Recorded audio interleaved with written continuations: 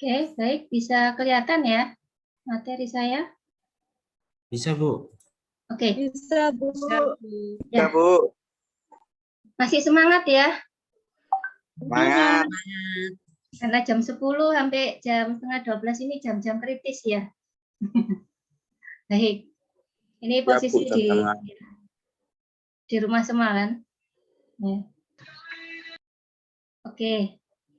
Baik, saya langsung ke di sini materi dari budaya organisasi. Saya referensi saya di sini ada dari Gibson, kemudian ada dari Stephen P. Robbins, ya. Stephen P. Robbins memang di sini yang kami ambil di sini adalah dari buku Organizational Behavior, jadi perilaku organisasi. Memang dari budaya organisasi di sini adalah grand teorinya adalah dari perilaku organisasi, ya. Oke. Jadi kemarin kan sudah pernah mendapatkan mata kuliah perilaku organisasi ya. Sudah, Bu. Sudah kan? Ya.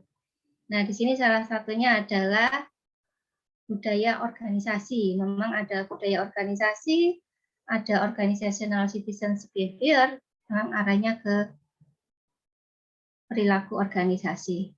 Oke, di sini budaya organisasi saya akan berikan dari dasar, langsung nanti saya ringkas ya, bagaimana contoh-contohnya.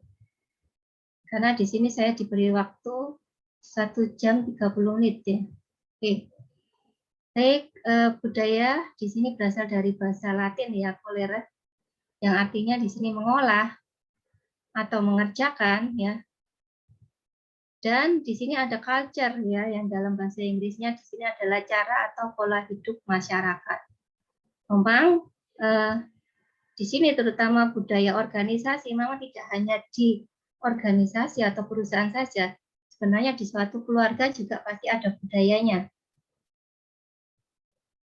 Di masing-masing keluarga Anda, ya, pasti ada sistemnya, pasti ada aturannya.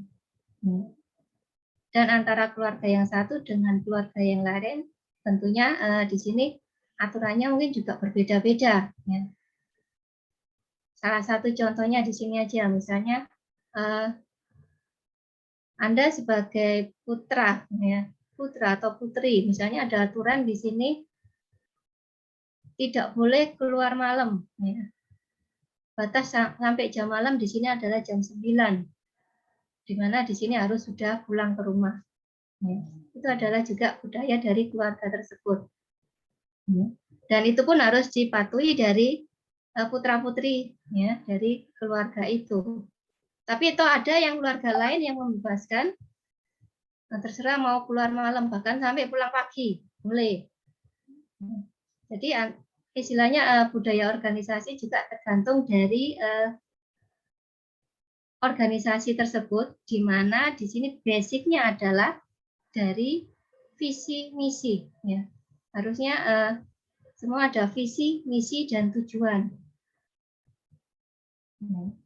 Tapi kalau di istilahnya di budaya keluarga mungkin nggak saklek-saklek lah ya visi misinya, tapi pasti dari orang tua pasti mempunyai ingin anaknya yang bagaimana, putra putrinya bagaimana. Makanya di sini orang tua juga akan membuat aturan. Ya. Itu adalah contohnya seperti itu. Ya. Oke, di sini jadi budaya di sini adalah suatu hasil dari budi dan atau daya cipta karya, karsa, pikiran, dan adat istiadat ya, yang secara sadar maupun tidak dapat diterima sebagai suatu perilaku yang beradab. Ya. Ini secara garis besarnya ya, di sini adalah dari budaya. Nah, masuk ke budaya organisasi, jadi di sini adalah aturan-aturan atau sistem yang sudah ditetapkan di dalam organisasi tersebut yang harus dipatuhi oleh user atau oleh personal yang ada di organisasi tersebut. Tidaknya di sini ada mungkin ada kesepakatan bersama ya. Jadi antara pengambil kebijakan, terutama kalau di organisasi, dengan karyawan yang ada di perusahaan tersebut. Karena apa di sini? Dengan budaya yang ditetapkan atau sistem yang ditetapkan, bisa jadi user atau personel yang ada di organisasi tersebut bisa menolak. Apa yang terjadi kalau terjadi penolakan di sini?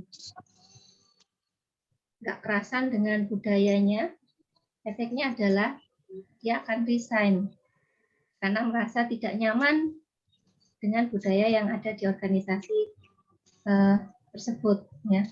Contoh di sini budaya organisasi adalah tingkat kedisiplinan.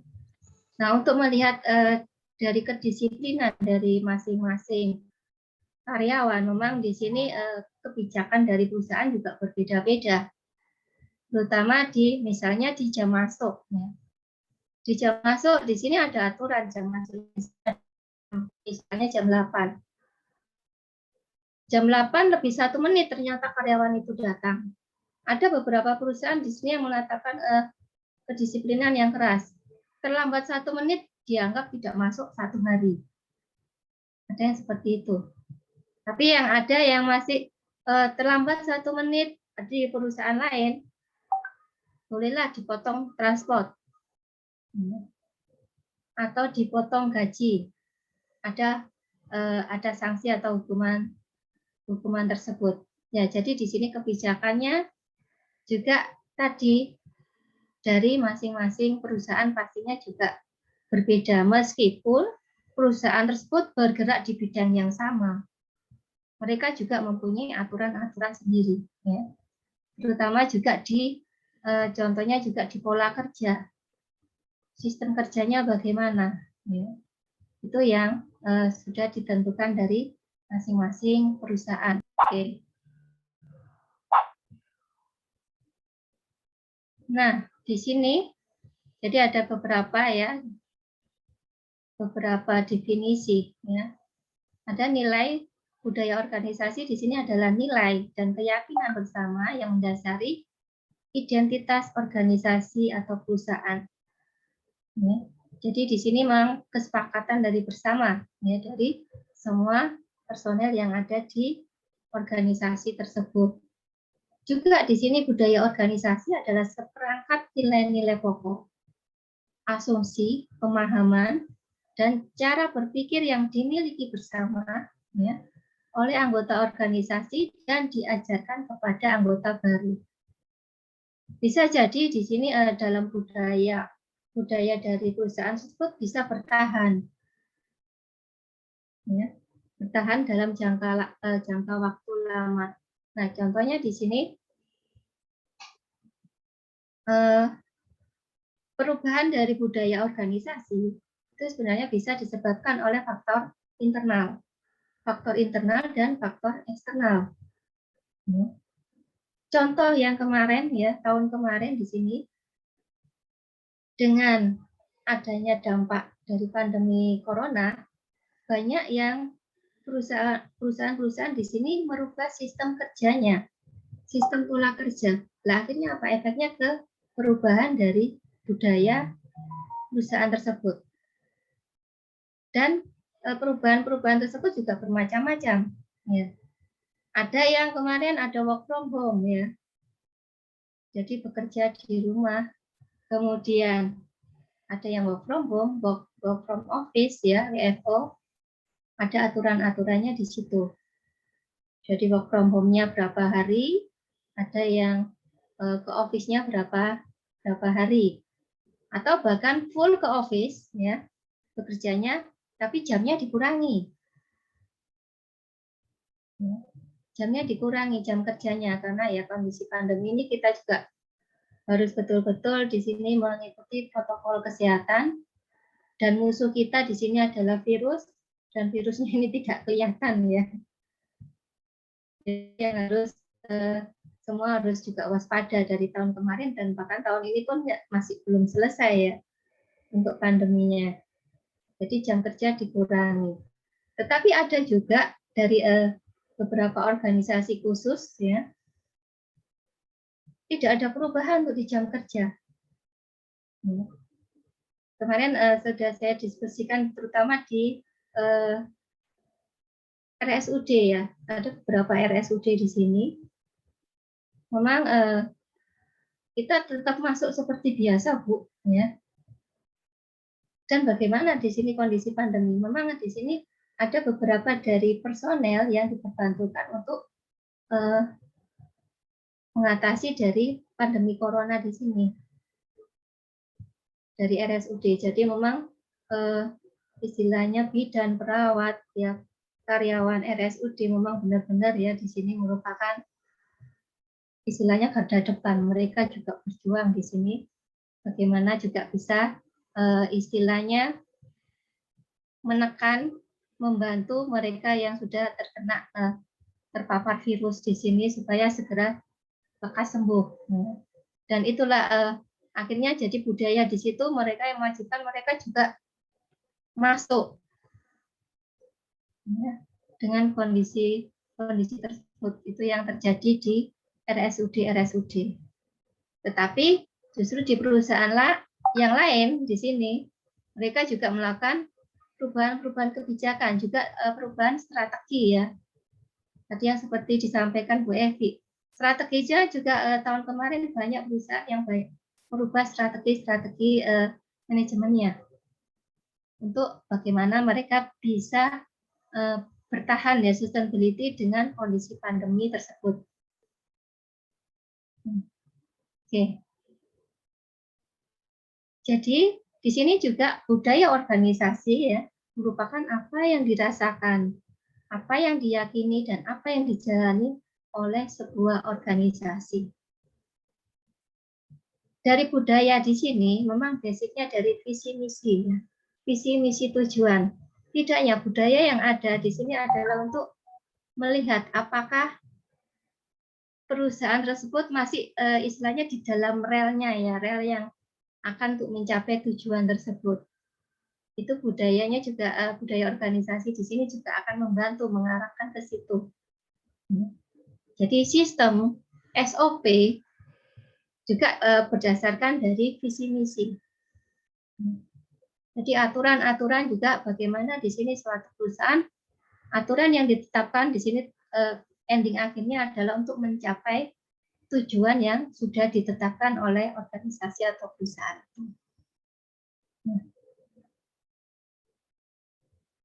Oke. Nah, ada beberapa tingkat ya di sini dari budaya organisasi, di mana di sini ada budaya organisasi yang tampak, visible, ada yang invisible ya, ada yang di sini merupakan asumsi-asumsi ya. Contohnya kalau yang visible di sini cara berpakaian, ya.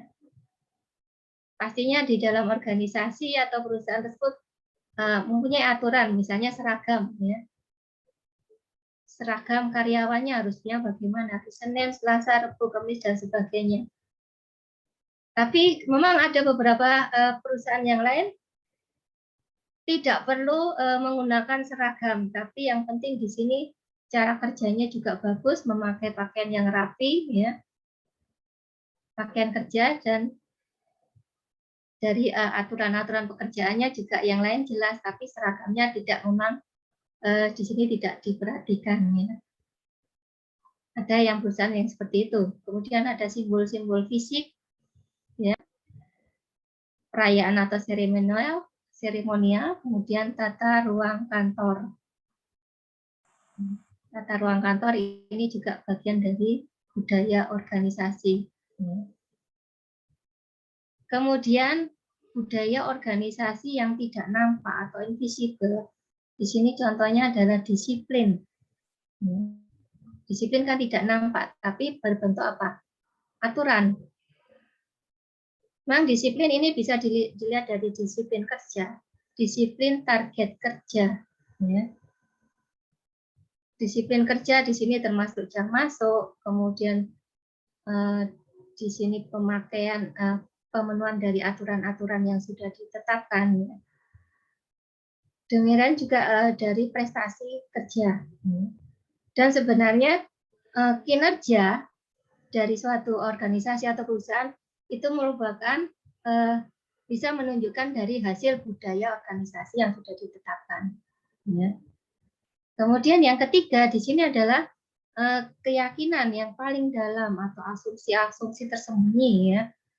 Contohnya di sini seperti tertulis di slide di sini adanya keyakinan bahwa atasan tidak pernah salah, anak buah selalu salah, atau konsumen di sini adalah raja.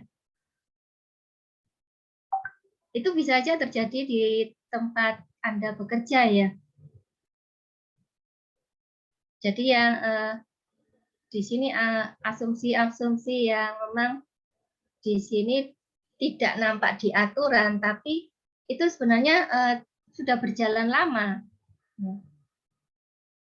Konsumen adalah raja. Ya.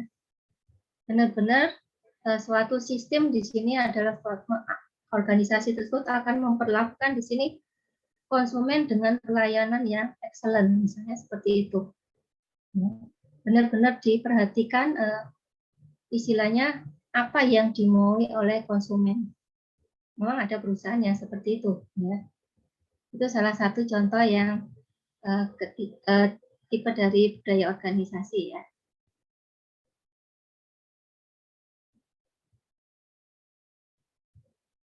Nah, di sini konsep dari nilai ya.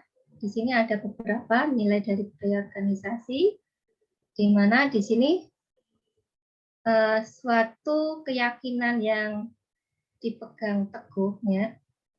Jadi suatu istilahnya suatu aturan yang sudah merupakan aturan utama ya, aturan pokok ya. Di sini ada nilai yang mendukung dan nilai yang diperankan, expose value ya. Di mana di sini contohnya dari expose value di sini adalah rasa hormat, integritas ya. Kemudian dari istilahnya level-level dari sebuah organisasi. Ya. Apa yang harus dilakukan, sistem komunikasinya, ini adalah expose value.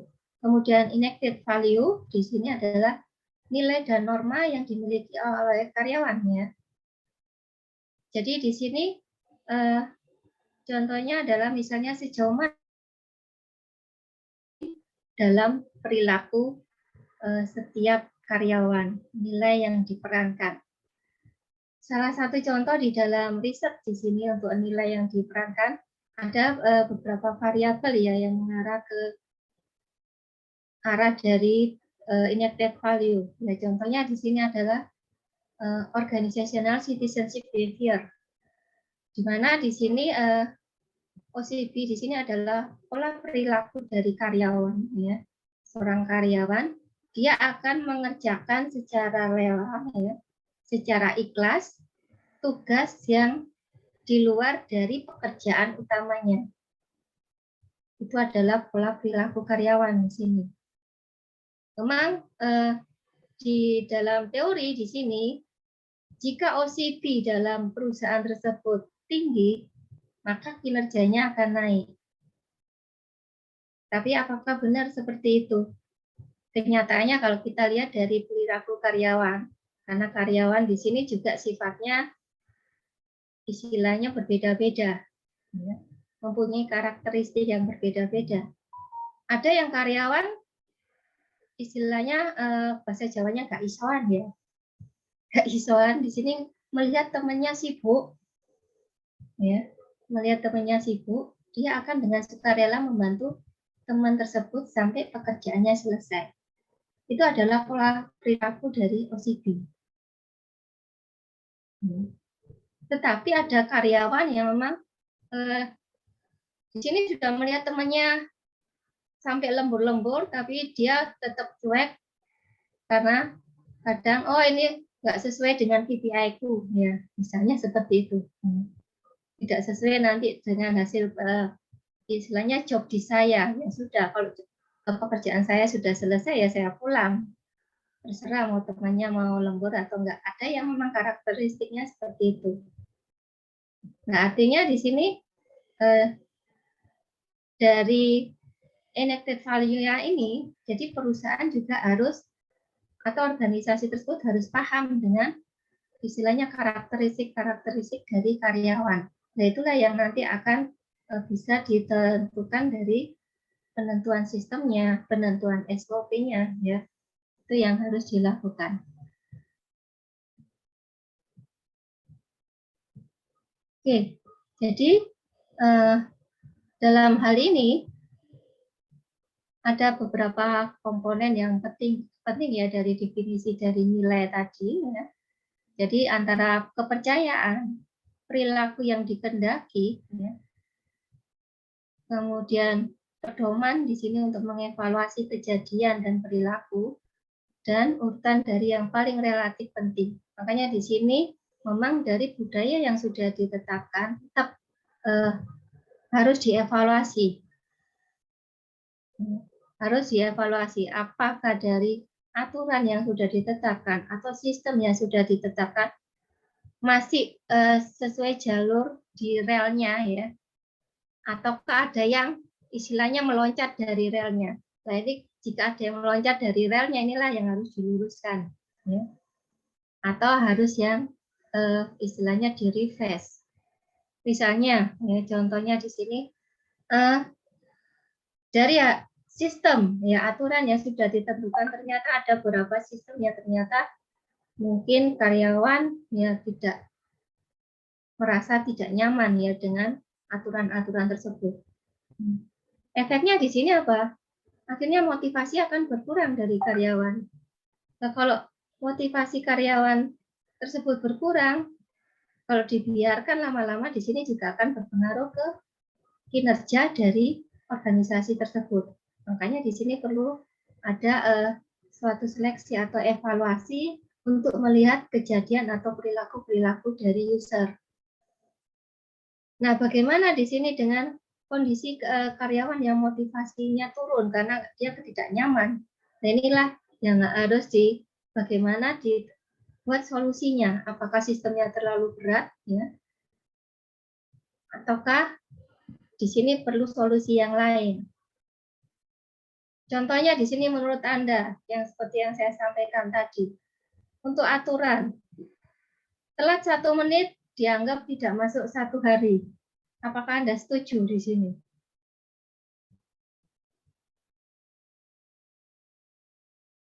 Jadi, kalau Anda bekerja dalam suatu perusahaan ini, apakah Anda setuju? Tidak, Bu. Tidak. Tidak, Bu. Ada yang banyak teriak tidak ya? Ada yang setuju? Tidak setuju. Ya, siapa yang setuju di sini? Mengapa kok setuju? Ya, tidak setuju, Bu. Ya, yang tadi ada yang jawab setuju. Yang setuju, Kenapa kok setuju? Bu. Bosnya yang Silakan, setuju. pendapatnya gimana? Siapa yang setuju tadi? Nggak apa-apa.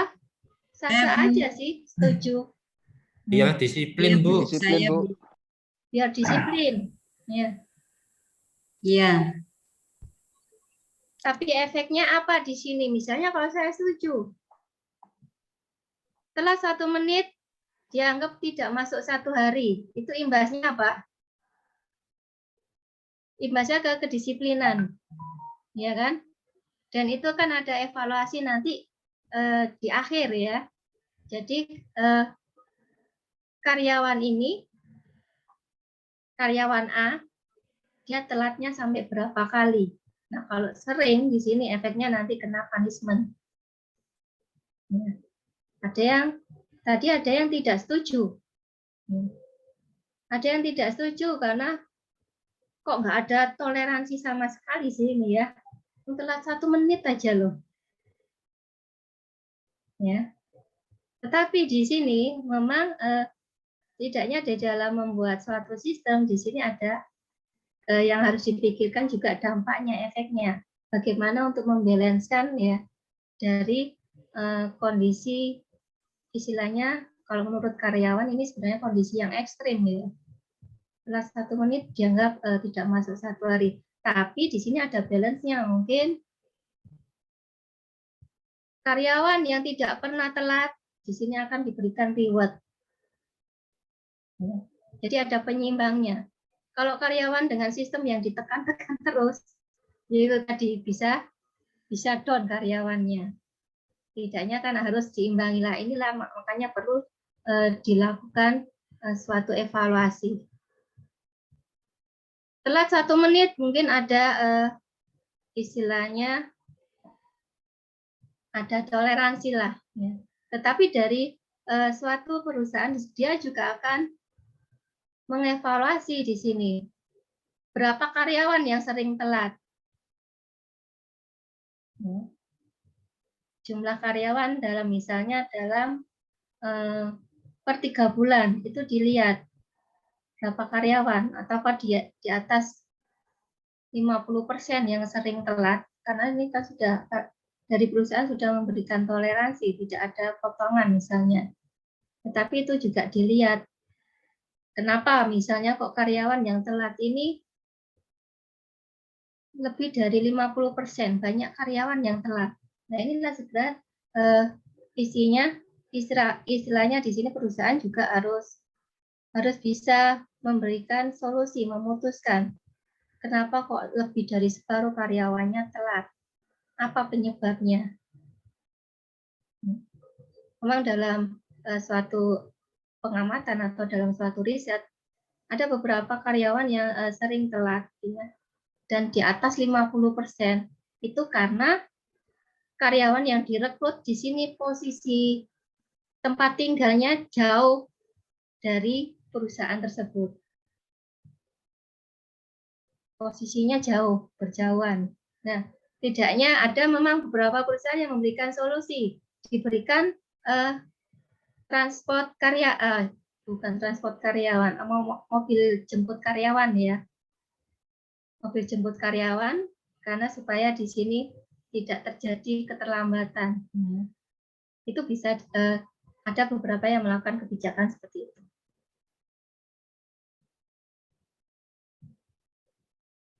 Oke, jadi faktor penentu dari budaya organisasi di sini adalah dari organizational experience ya.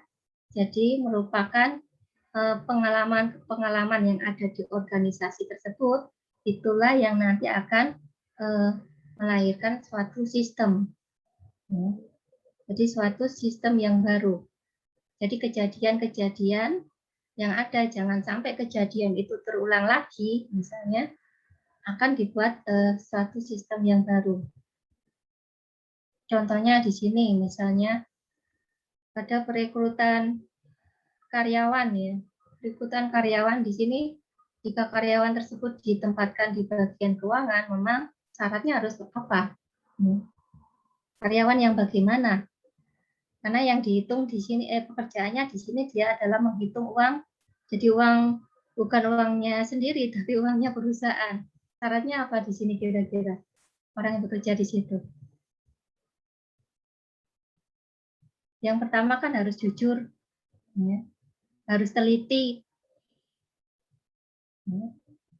Terutama harus jujur, harus teliti, supaya di sini nanti bisa mempertanggungjawabkan, terutama dari segi psikologis dari karyawan tersebut.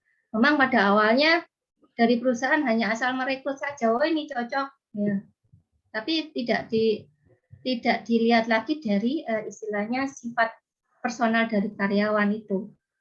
Nah, akhirnya dengan kejadian ya asal merekrut saja bisa jadi terjadi kecurangan. Dia ditempatkan di bagian keuangan, dia melakukan kecurangan atau melakukan korupsi ya. Nah, dengan adanya pengalaman seperti itu, akhirnya ya tadi sistem juga harus langsung diperbaiki. Bagaimana sistem di sini orang yang bekerja di keuangan memang benar-benar di sini orang-orang yang terpilih, misalnya seperti itu ya. Jadi itu merupakan suatu organizational experience. Kemudian pengalaman organisasi dapat berubah dari keberhasilan ya maupun kegagalan yang dialami organisasi dalam waktu menjalankan kegiatannya dari waktu ke waktu.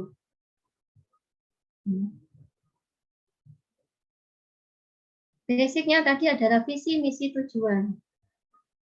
Tadi apakah visi, misi, tujuan ini apakah berhasil tercapai dalam kondisi yang sudah ditetapkan.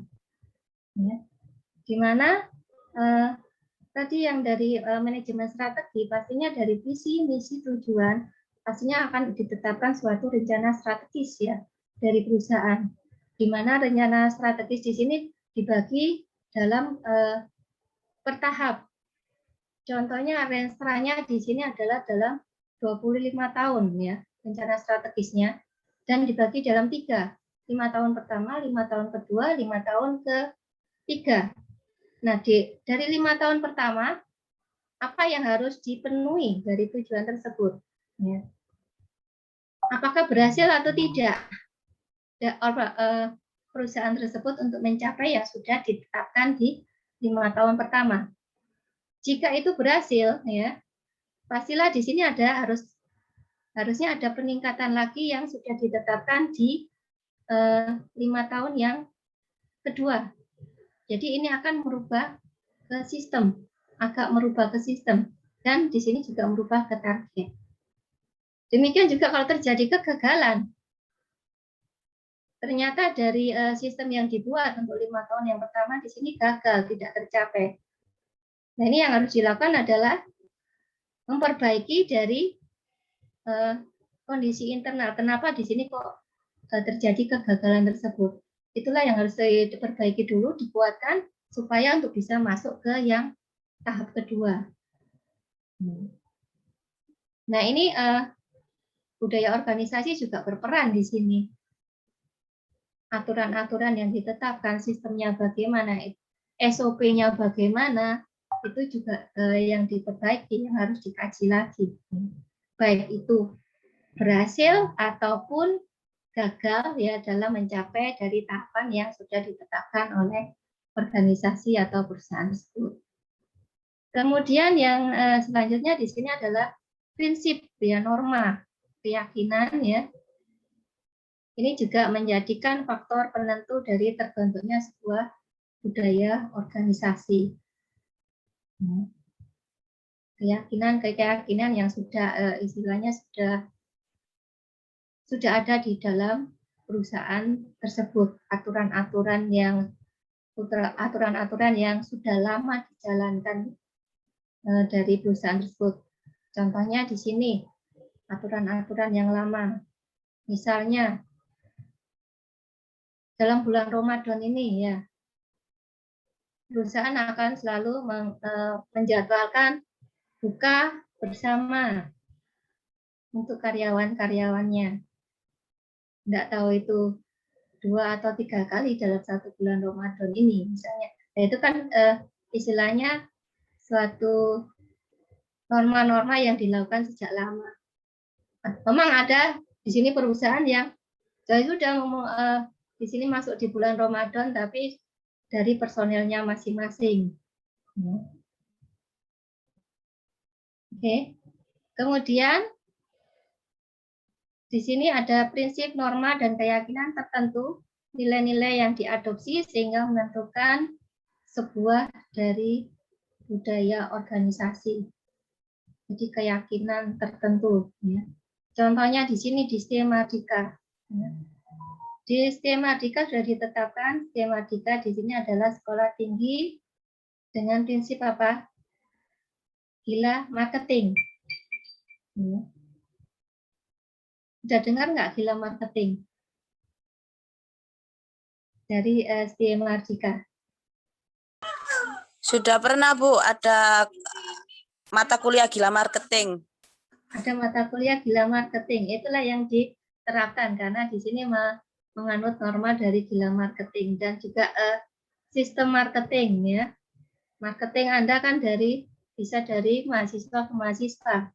Ada mata kuliah khusus yang di situ mengarah ke gila marketing juga. Lah itu merupakan juga bagaimana di sini istilahnya mahasiswa dan dosen juga mengenal dengan aturan yang sudah ditetapkan di situ, sistem yang sudah ditetapkan ya, dari Skematika. Salah satu contohnya seperti itu. Ya. Oke. Nah di sini jadi masuk ke fungsi utama dari budaya organisasi ya. di sini adalah sebagai proses integrasi internal, di mana proses integrasi internal di sini adalah sebagai pemersatu setiap komponen internal dari organisasi.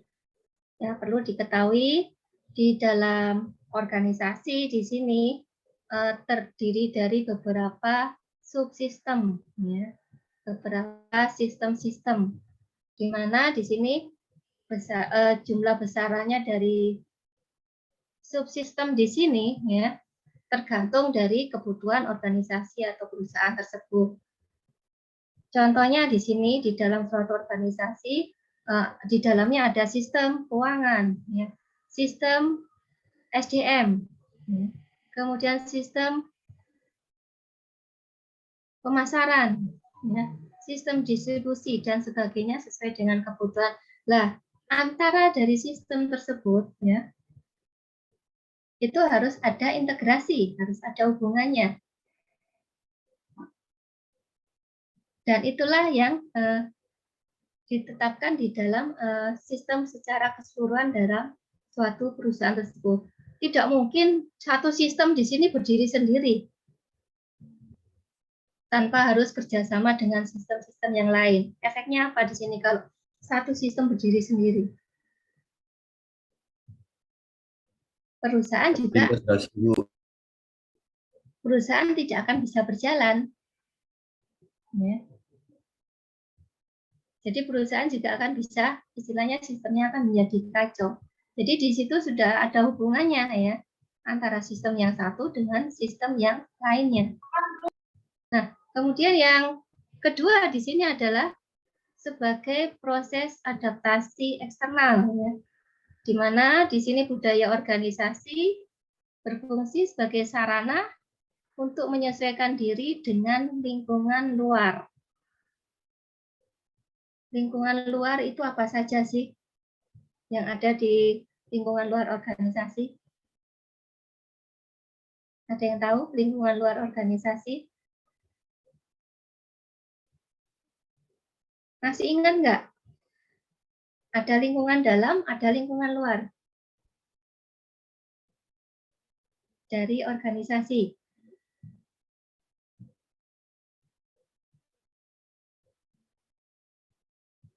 Nggak ada yang bisa jawab.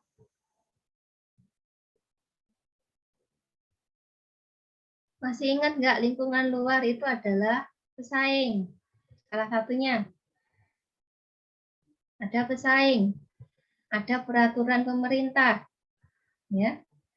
Kemudian ada di sini pemberi modal, ya. Itu adalah lingkungan eksternal. Nah, di sini juga dari kondisi lingkungan luar organisasi, yaitu tadi yang saya sampaikan, dengan kondisi pandemi itu adalah lingkungan luar yang istilahnya tidak diduga, ya, tidak diduga dan akan istilahnya di sini akan merubah dari sistem dari perusahaan tersebut. Peraturan pemerintah juga akan bisa jadi merubah dari budaya organisasi perusahaan. Contohnya peraturan pemerintah yang bagaimana yang bisa merubah di sini dari budaya organisasi? PPKM, Bu. Ya. Ada beberapa, ya Pak. Ya, Mas misalnya Tri Abdi.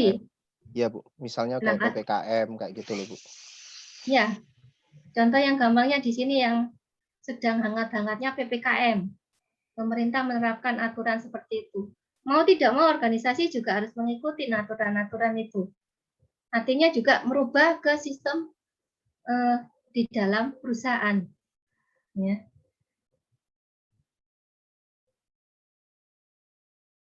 Nah, di sini dari Stephen P. Robbins, ya.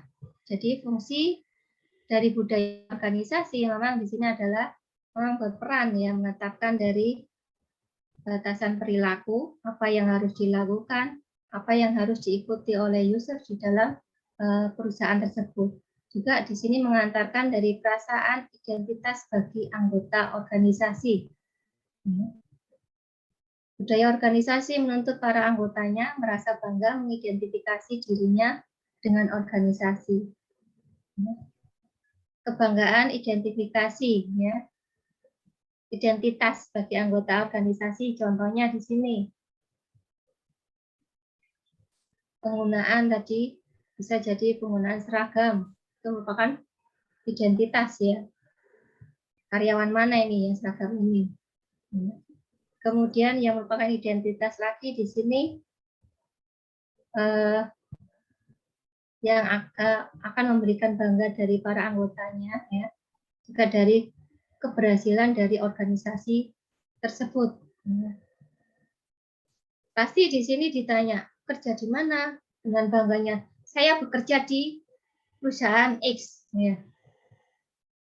Itu merupakan identitas, karena di sini perusahaan tersebut, misalnya perusahaan itu adalah perusahaan yang memang terkenal, yang diinginkan oleh banyak SDM yang ingin masuk ke situ, di mana untuk masuk ke bergabung dengan perusahaan tersebut dengan melalui beberapa ujian yang berlapis-lapis. Tapi begitu masuk, ya, dengan bangganya karyawan yang sudah berhasil masuk ke perusahaan tersebut, dia merasa bangga. Saya merasa bangga bergabung dengan perusahaan ini. Karena prosesnya yang panjang itu tadi, itu merupakan suatu kebanggaan, ya. Kemudian yang ketiga di sini mempermudah timbulnya komitmen yang lebih luas daripada kepentingan individu. Jadi memang hubungannya antara budaya organisasi di sini nanti ke variabel yang lain, ya, ke komitmen organisasi dari perusahaan. Komitmennya bagaimana di sini dari organisasi tersebut? Meningkatkan kesejahteraan karyawannya, meningkatkan omset. Ya. Kemudian di sini pengembangan karir dari karyawannya. Contohnya salah satu komitmen organisasi yang ada di salah satu perusahaan. Jadi dari komitmen tersebut memang timbulnya adalah dari budaya yang sudah ditetapkan. Kemudian yang keempat di sini adalah meningkatkan stabilitas sistem sosial, ya, karena di sini merupakan suatu hubungan yang positif, ya, di dalam lingkungan kerja di sini untuk mendukung, dan di sini akan mengatur juga perubahan, ya, diatur secara efektif. Ya, Mas Dedi Anwar tadi resen, silakan. Mas Dedi, atau kepencet ya? Kepencet, Bu. Oh iya, sudah. Saya lanjutkan, ya. Ada yang tanya itu, Bu, di kolom chat. Oh, oke. Saya lihat dulu, dicek ya, di chat ini. Dari Pak Triadi, Mas Triadi, ya. Apa yang harus dilakukan untuk meningkatkan semangat kerja, moral, dan budaya pada setiap karyawan pada suatu perusahaan? Meningkatkan semangat kerja di sini juga banyak macamnya, ya. Ada di sini dari sistem yang istilahnya sistem yang akan memberikan karyawan tersebut nyaman bekerja di situ. Aturan-aturan apa? Tidaknya di sini dari sistem atau aturan yang sudah ditetapkan, ini memang harus diinformasikan dulu ke karyawan. Aturannya apa seperti ini, apakah bisa? Nah, tidaknya di sini ada kesepakatan sehingga karyawan pun nanti bekerjanya akan bisa semangat kerja. Dan itu harus diinformasikan sebenarnya. Karena kalau tiba-tiba sistem langsung harus ini diikutin, ya. Karyawannya kaget, efeknya apa? Timbul stres. Atau ada yang menggerutu di sini. Oh, no aturan nih. Ada yang seperti itu kan. Ya. Jadi memang di sini dalam merubah sistem atau aturan itu sebenarnya tidak bisa dilakukan 180 derajat berubah. Karena apa? Efeknya juga akan ke karyawan aturan-aturan tersebut. Kecuali kalau aturan tersebut efeknya ke mesin, nggak masalah sih ya. Tapi kalau aturan dampaknya ke SDM, itulah yang memang harus dipikirkan dulu sebelum ditetapkan. Sehingga di sini karyawan menerima, ya tetap termotivasi, semangat kerjanya juga tetap meningkat. Ya. Kemudian moral dan budaya ini sama halnya tadi dengan semangat, moral dan budaya. Artinya di sini karyawan lebih tahu akan, di sini setidaknya dia sudah tahu aturan-aturan main ya di dalam perusahaan tersebut. Mereka biasanya di sini di perekrutan karyawan baru, ya, di situ kan pasti ada kontrak kerja. Ya. Kontrak kerja di sini adalah aturan-aturannya seperti ini yang harus dilakukan oleh karyawan tersebut. Karyawan di sini harus tahu di sini sebelum melakukan penandatanganan. Ya. Itu pun harus diberikan dari awal karena supaya apa? Karyawan juga siap dengan kondisi perusahaan tersebut. Begitu tadi Mas Triadi ya, saya lanjutkan lagi.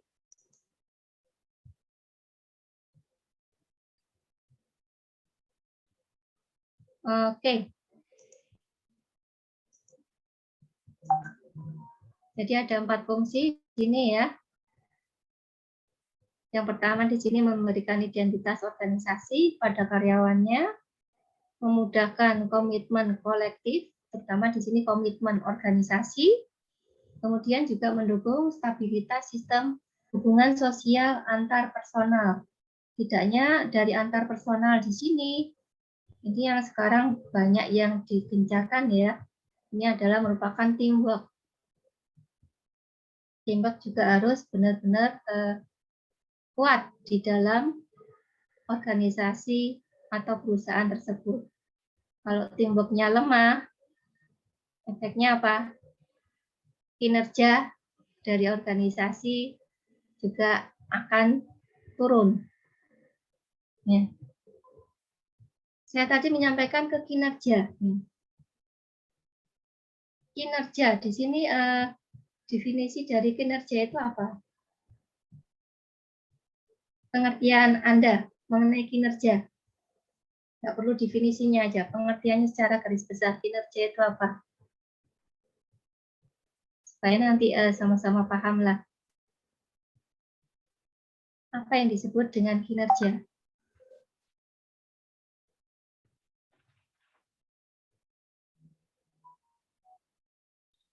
Nggak usah cepet-cepetan cari di Google, cari di Mbak Google. Langsung aja secara garis besarnya. Hasil kerja, Bu. Proses yang dilakukan dalam bekerja, Bu. Proses yang dilakukan. Kinerja di sini adalah secara garis besarnya hasil kerja atau definisi panjangnya. Ya. Hasil kerja. Tetapi di sini hasil kerja ada 2, ya. Ada kinerja, ada prestasi kerja. Lah perbedaannya ada di mana di sini? Ya. Kalau kinerja di sini adalah hasil kerja dari organisasi atau kinerja dari bagian. Prestasi kerja di sini adalah hasil kerja individu yang dilihat, hasil kerja dari karyawan. Ya, dua-duanya sama-sama hasil kerja, ya, kinerja dan prestasi kerja. Tetapi kalau prestasi kerja ini individu, kalau kinerja ini adalah bagian atau secara kelompok ya. Nah, kinerja dan prestasi kerja ini memang bisa jadi penyebabnya adalah dari budaya organisasi yang ada di perusahaan tersebut. Oke, Mas Dika Prasetya, silakan.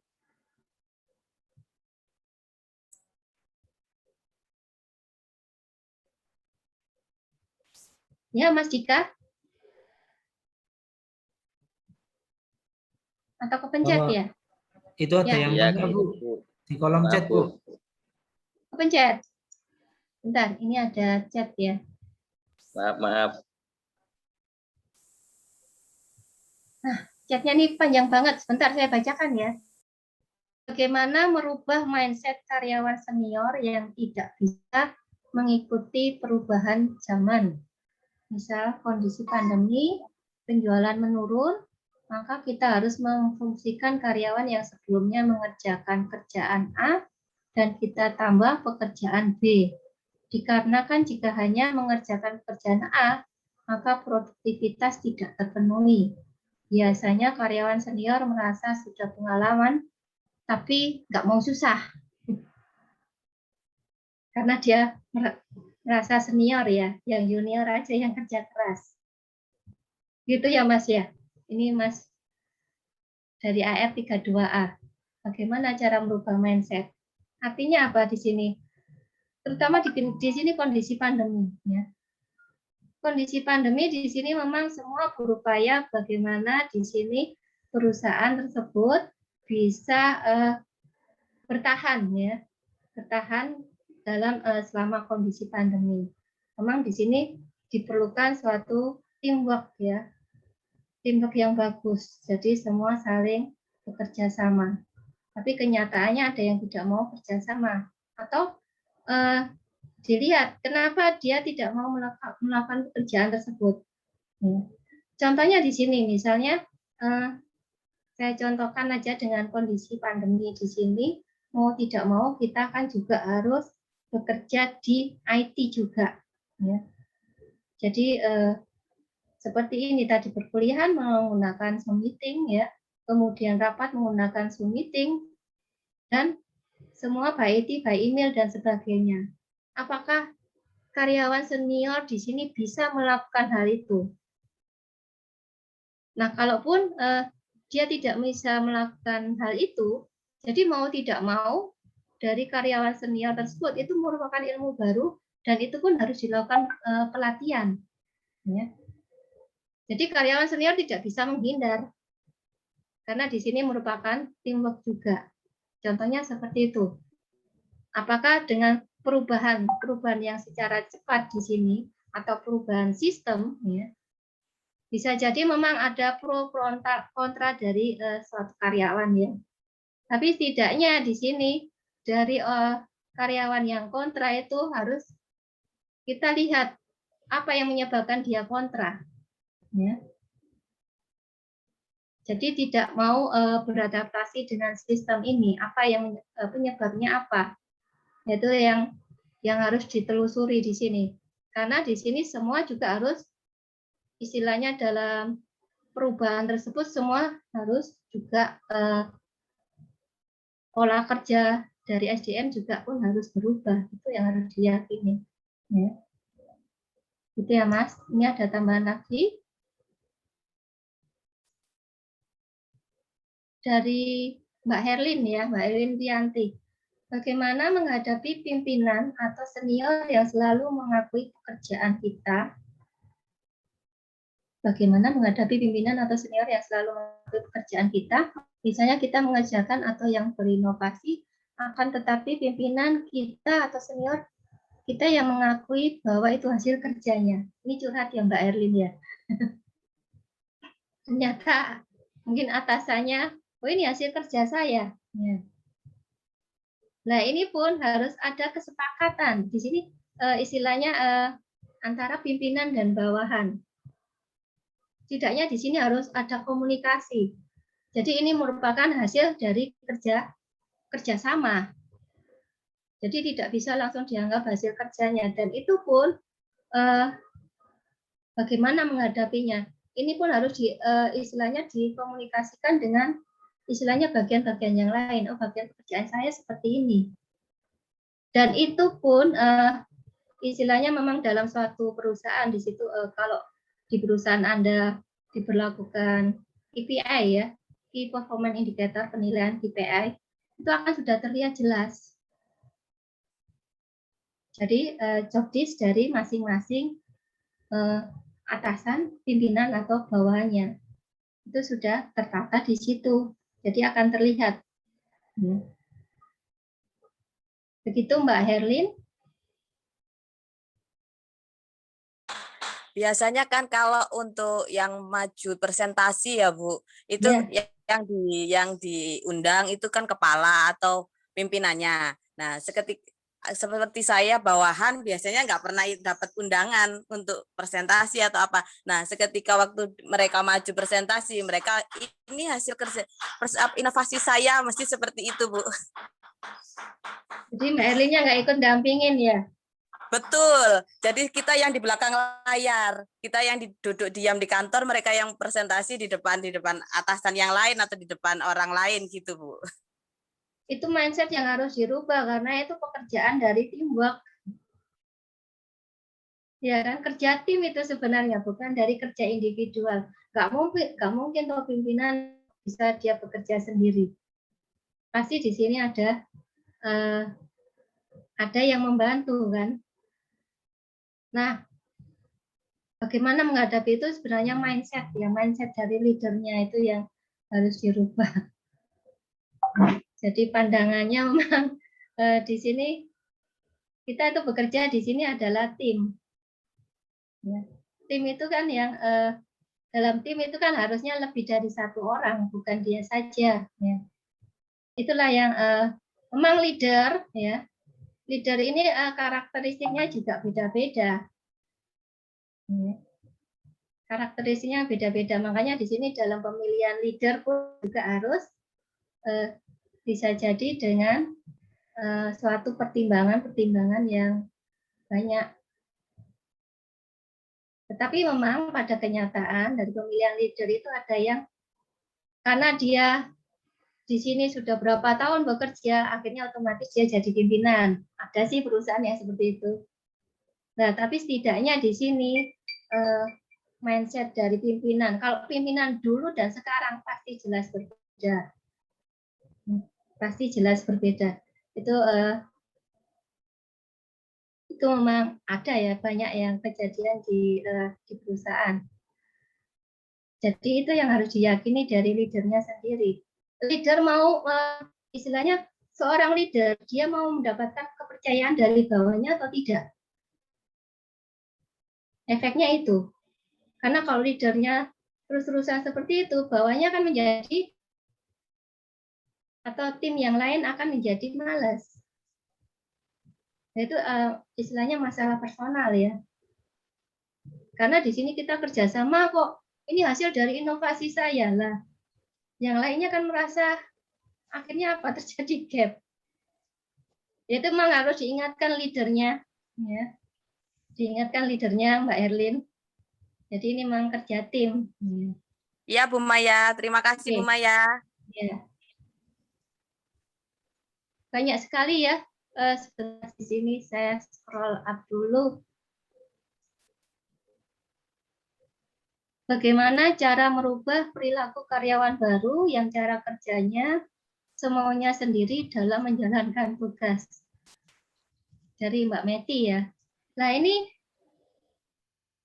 kemarin perekrutannya bagaimana? Ya. Memang ada yang melalui perekrutan dengan beberapa lapis dari tes-tes yang harus dilakukan. Tapi ada yang memang hanya dilihat dari ijazah pengalaman langsung direkrut aja. Oh ini cocok, kemudian direkrut. Tapi memang harus hati-hati ya dalam rekrutmen ini, karena di sini pertanggungjawabannya rekrutmen SDM.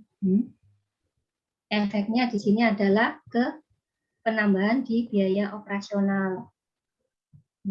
Kemudian rekrutmen dari SDM ini adalah sebenarnya untuk jangka panjang dari perusahaan atau organisasi tersebut untuk tadi mengarah dari tujuan yang sudah ditetapkan. Nah, ini sudah terlanjur ya diterima ya. Sudah bekerja ternyata ya. Dan itu pun yang harus ditekankan di sini supaya di sini cara kerjanya tidak semaunya sendiri, job desk-nya harus jelas. job desk dia harus diberikan di sini, ya. Dan dari struktur organisasinya, dari strukturnya dia pimpinannya siapa.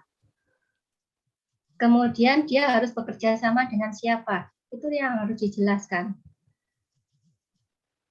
Dan apa yang harus dia kerjakan. Semua karena di sini dia cara kerjanya semuanya sendiri, mungkin dia tidak tahu pekerjaannya itu apa saja.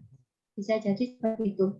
Jadi memang harus dikomunikasikan ya Mbak Meti ya. Kadang kan ya. kadang gini Bu, kadang kan rekrutmen pegawai itu kan kayak titipan atau apa gitu loh. Jadi kan sudah terlanjur masuk, sudah diberitahu tugasnya seperti itu, tapi ya tetap saja seperti itu. Nah, SDM karyawan baru ini masuk kan pasti ada masa trainingnya ya. Ditentukan nggak training berapa bulan? Ada Bu. Nah itu kan bisa dievaluasi di situ. Ada evaluasinya. Evaluasi itu bisa dilakukan dari teman sejawat, ya teman yang sesama rekan kerjanya, juga evaluasi dari pimpinan. Nah itu kan nanti bisa dilihat hasil kerjanya bagaimana. Susahnya Kami kalau titipan Bu, anaknya bos yang masuk situ, meskipun kita evaluasinya C atau D, nanti tetap dipakai. Ya, evaluasi itu kan harus transparan ya, meskipun anaknya bos. Jadi harus disampaikan memang. Apalagi yang titipan-titipan itu yang bikin kita susah. Kalau yang dititipin itu mempunyai kompeten, enak. Tapi yaitu tadi, tetap harus dikomunikasikan terus ini. Jadi kita ada bukti evaluasinya. Ya. Kalaupun memang di sini ternyata perlu dilakukan pelatihan khusus, ya udah lakukan aja pelatihan. Karena ya tadi dampak melakukan rekrutmen tanpa harus melakukan tes. Itu yang harus diambil dari perusahaan ya, kebijakan dari perusahaan. Ternyata di sini yang dititipkan tidak sesuai. Ya. Repot ini anaknya bos ya. Nah, setidaknya di situ harus diberikan pelatihan atau training supaya di sini dari si SDM ini terbuka. Oh, harusnya seperti ini, seperti ini. Bisa jadi karena ketidaktahuannya dari SDM tersebut.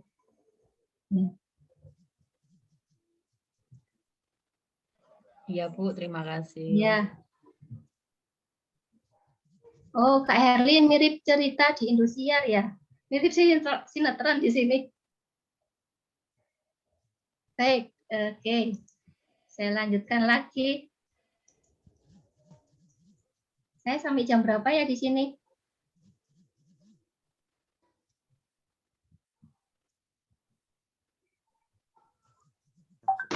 Setengah 12 lumayan. Iya. Kok saya dengar sudah ada yang ngaji. Kalau boleh minta materinya, Bu. Ya, nanti materinya langsung saya kirimkan ke manajer ya. Chat enggak apa-apa, Bu. Langsung. Ya, ini kalau berhasil saya lewat chat ya. Saya nanti pasti berikan materinya. Nah, saya lanjutkan lagi sifat dari budaya organisasi. Ya, di sini adalah budaya organisasi. Ada budaya organisasi yang adaptif dan tidak adaptif ya. Di sini suatu budaya yang benar-benar yang adaptif, benar-benar harus mampu menyesuaikan dengan lingkungan luar dari organisasi. Ya. Contohnya di sini dengan sistemnya. Di sini sistem online yang banyak ada peningkatan ya, penjualan online ya, pelayanan online dan sebagainya. Mau tidak mau di sini kalau suatu perusahaan yang adaptif dia akan pasti segera menyesuaikan di sini. Ya. Dia tidak harus mempertahankan offline-nya, tapi dia juga harus mengikuti dari bagaimana pelayanan online ataupun penjualan online dan sebagainya. Itu yang harus sebenarnya dilakukan dalam perusahaan tersebut. Karena di sini perubahan dari lingkungan luar, kalau zaman-zaman sekarang ini perubahannya juga sangat cepat sekali. Dan organisasi harus bisa beradaptasi dengan kondisi tersebut. Awalnya kan memang diawali dengan revolusi industri 4.0, di mana di sini suatu kegiatan dari revolusi industri 4.0 di sini ada simbolnya adalah simbol WiFi ya, simbolnya internet. Dan semua juga dari by online. Jadi istilahnya di sini informasi tanpa batas ini memang peningkatannya sangat tajam sekali. Artinya apa? Dalam suatu perusahaan yang tidak mau di sini mengikuti dengan kondisi tersebut, dia pastinya akan ketinggalan. Contoh, ada beberapa contoh perusahaan-perusahaan besar yang harus di sini merubah dari sistemnya. Yang kita contohkan di sini contohnya Bluebird ya. Bluebird di sini awalnya suatu taksi taksi konvensional ya, yang terbesar di Indonesia, yang menguasai istilahnya menguasai konsumen yang ada di Indonesia. Di daerah-daerah manapun pasti ada taksi Bluebird ya.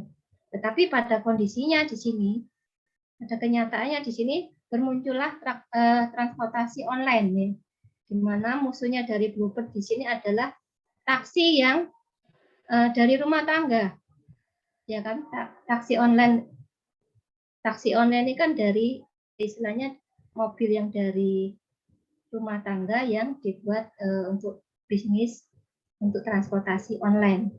Nah ini persaingannya kan di sini sangat tajam sekali, terutama di biayanya. Biayanya justru pada waktu itu justru 50% lebih murah di bawah dari taksi konvensional. Ya. Nah, kondisi tersebut sehingga di sini dari Bluebird memutuskan dia harus merubah dari sistemnya. Ya.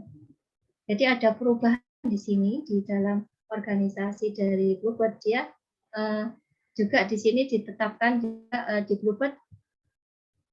Di sini ada taksi online yang melayani online, juga menyesuaikan di sini melakukan pelayanan offline juga. Jadi ada online, ada offline. Dan di situ ada beberapa ada aplikasi-aplikasi yang khusus di Bluebird ya, yang untuk mengarah ke tadi transportasi online, itu adalah merupakan adaptasi ya dari kondisi yang terjadi di lingkungan luar dari Bluebird. Itu salah satu contohnya di sini. Jadi memang di sini mau tidak mau kita harus suatu organisasi dari perusahaan tersebut harus bisa benar-benar beradaptasi. Nah, Anda pun sendiri sebagai personal juga harus bisa menyesuaikan, bisa beradaptasi dengan kondisi dampak dari kondisi-kondisi yang sekarang ini. Ya. Efeknya juga ke personal ya ini. Kalaupun Anda tidak mengikuti, efeknya apa di sini? Anda akan ketinggalan informasi. Ya. Ada beberapa perubahan ya yang mengarah ke personal. Jadi contohnya di sini yang meningkat di sini pergerakannya adalah penggunaan e-money.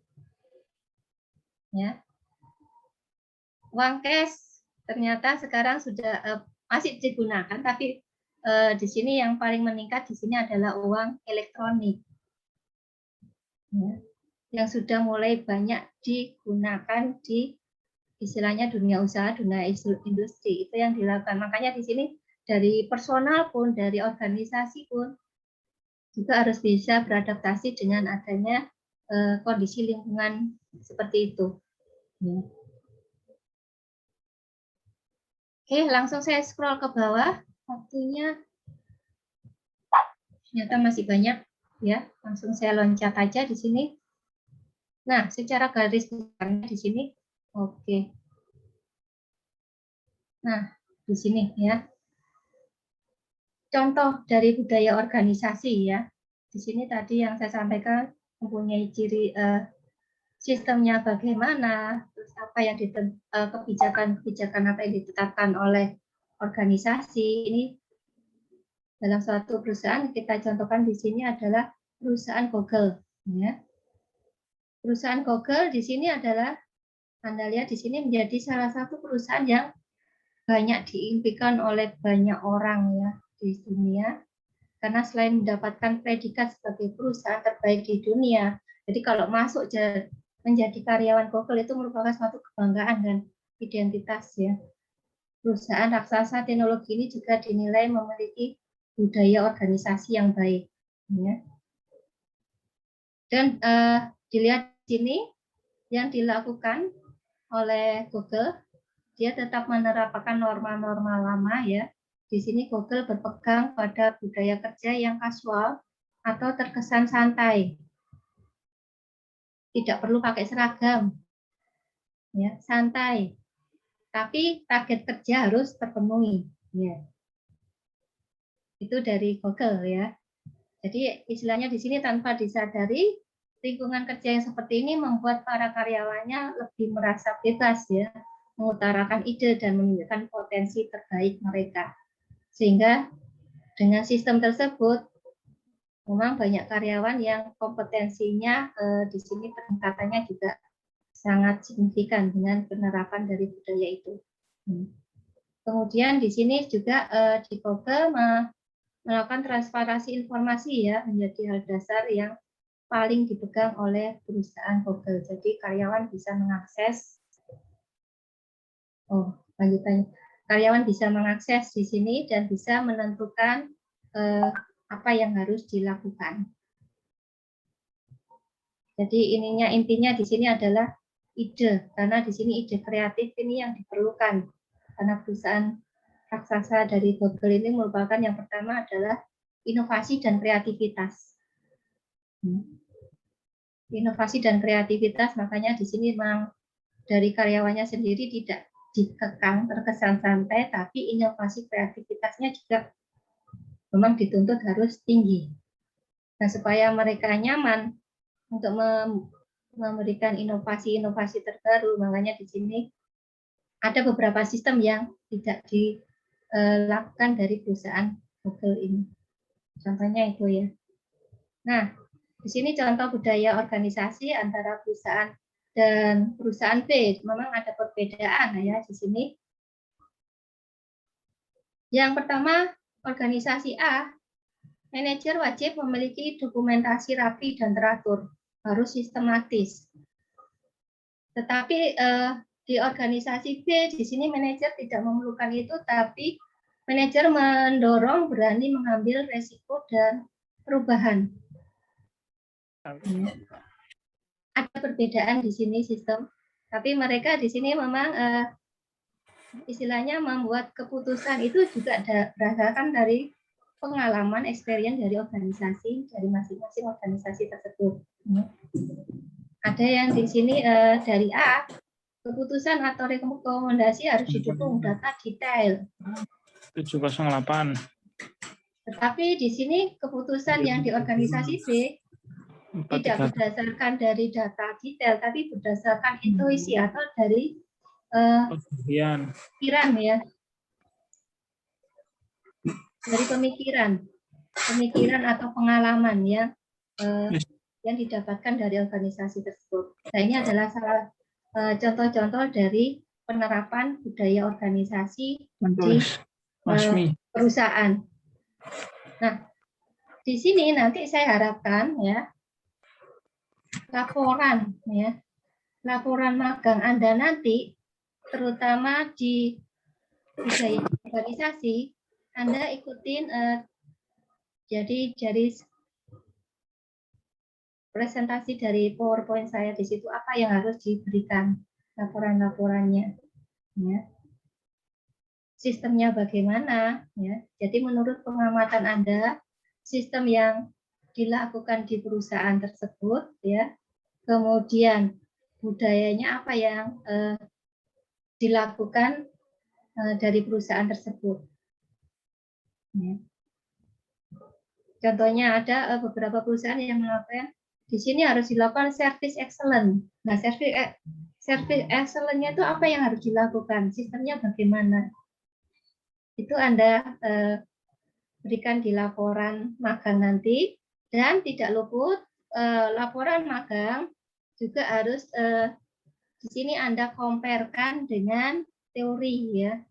Anda menggunakan teorinya siapa? Contohnya di sini saya menggunakan teorinya Robin. Budayanya seperti ini. Dan ini yang diamati dari di perusahaan, misalnya di tempat Anda magang, budayanya seperti ini. Samakah dengan teorinya Robin? Ya. Atau teorinya siapa yang Anda ambil? Terserah Anda. Ya. Karena di sini nanti di laporan magang wajib di belakangnya harus ada referensi. Referensinya dari mana saja.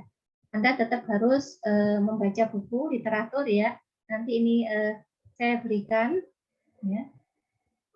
Nanti langsung ke manajernya atau nanti Mas Fatur ya di sini. Supaya Mas Fatur nanti bisa meng-share ke Anda.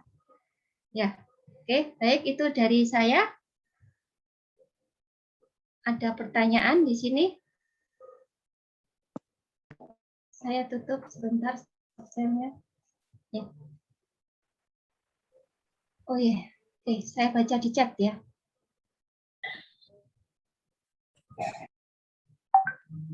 Nah, di sini yang dari Mas Ahmad Yulianto ya.